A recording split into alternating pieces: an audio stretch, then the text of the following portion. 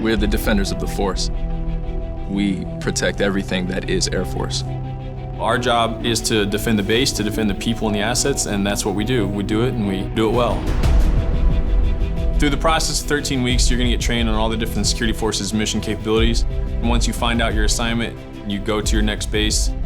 They'll train you how to take what we've taught and streamline that to apply strictly to their mission. You're able to accomplish what you need to through each block of training.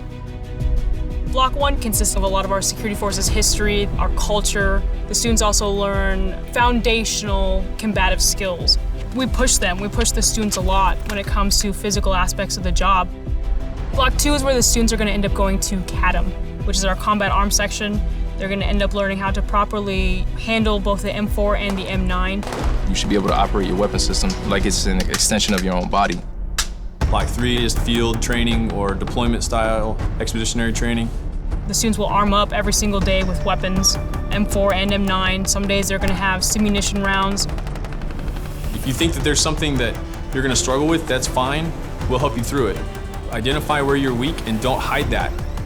We will give you the guidance that you need to accomplish the task that you're struggling with. Block 4 is the law enforcement security aspect of all of it. Students will learn how to respond to domestic situations and diffuse those.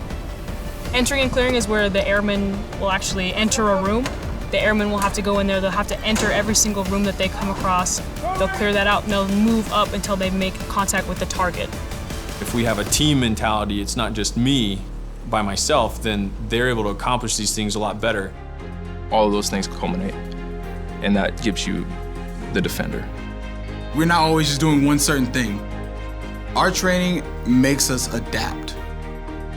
The best students are the ones that are hungry for the knowledge, the ones that are constantly asking the questions. You don't want to do it at that moment, but the next day when you accomplish it and you're just like, I really did this, you just feel like a better version of yourself.